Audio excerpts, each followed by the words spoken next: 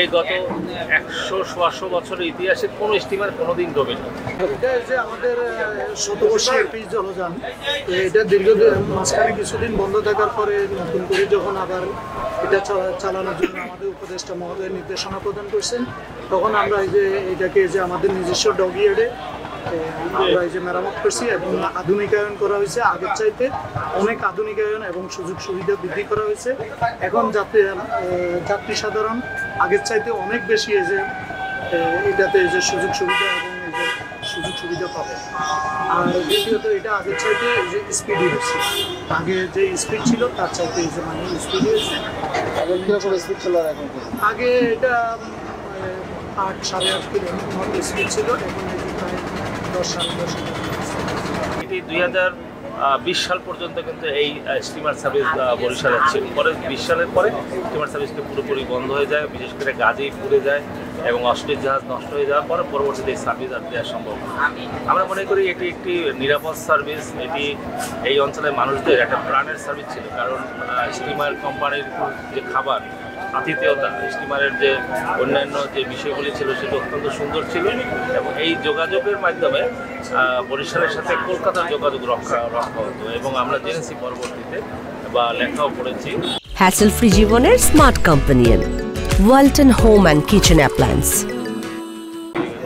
কবি জীবনানন্দ দাশ উনি কিন্তু স্টিমার সার্ভিসে করে বাংলায় যেতেন এবং সেখান থেকে বরিশাল এক্সপ্রেস যে ট্রেন সার্ভিসে উনি কলকাতায় যান। তো এটি বরিশাল অঞ্চলের সকল লেখক, কবি, সাহিত্যিক এবং যারা জ্যেষ্ঠ নাগরিক ছিলেন তারা কিন্তু সবাই এখানে স্টিমারে চলেছেন। স্টিমারের খাবার, বিশেষ করে যে স্টিমারের যে খাদ্যের যে আতিথেয়তা, তার সুনাম আমরা অভিজ্ঞতা আছে। আমি নিজেও অনেকবার পিএস মাসুতে চলেছি, পিএস লেফটে চলেছি, পিএস অস্ট্রেসে চলেছি এবং আমরা যে সময় বিশেষ করে বর্ষাকালে যে সময় লঞ্চগুলো চলতে ভয় পেত, তখন কিন্তু আমরা নাগরিকরা স্টিমারে চলতে কোনো ভয় পেতাম না, কারণ স্টিমার সার্ভিসে কোনো সময় দুর্ঘটনার শিকার হয় নাই। এটি একটি স্টিমার কোনো সময় ডোবেনি। এই গত ১০০ বছরের ইতিহাসে কোনো স্টিমার কোনোদিন ডোবেনি। এটি ছিল আমাদের যারা যাত্রী তাদের কাছে একটা পরম বিষয়। আমাদের যারা স্বজন তাদের নিয়ে আমরা স্টিমারে চলেছি। আমরা ঢাকা গিয়েছি, আমরা চাঁদপুর গিয়েছি এবং খুলনা পর্যন্ত গিয়েছি।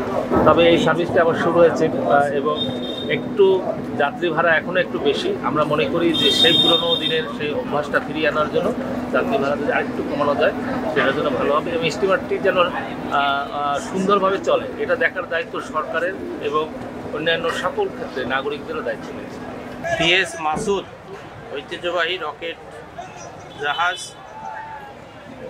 বিগত ২০২২ সেপ্টেম্বর বন্ধ হয়। যাত্রী স্বল্পতার কারণে, বাণিজ্যিকভাবে জাহাজটি এর আগে চলত, যাত্রী স্বল্পতার কারণে বন্ধ হয়ে যায়। পরবর্তীতে জাহাজটি সংস্কার করে অদ্য ২৮/১১/২০২৫ ঢাকা থেকে সকাল ৮:৩০টায় ৮:৩০-এ বরিশালের উদ্দেশ্যে ছেড়ে আসে। জাহাজটিতে বর্তমানে ২০ জনের মতো যাত্রী আছে। ভাড়া প্রথম শ্রেণী প্রতি সিট ২৬০০ টাকা, ব্যাট সহ 50% ব্যাট সহ। দ্বিতীয় শ্রেণী ১৫৬০ টাকা প্রতি সিট, চেয়ার সুলভ ৬০০ টাকা। কেবিন প্রথম শ্রেণী ২৬০০ টাকা। দুজন ২৬০০ টাকা? না, দুজন না, প্রতি সিট। এখানে ২২টি কেবিন আছে, ৫০টি চেয়ারের ব্যবস্থা আছে। প্রথম শ্রেণী ১০টি, দ্বিতীয় শ্রেণী ১২টি, আর চেয়ারের ব্যবস্থা আছে ৫০টি।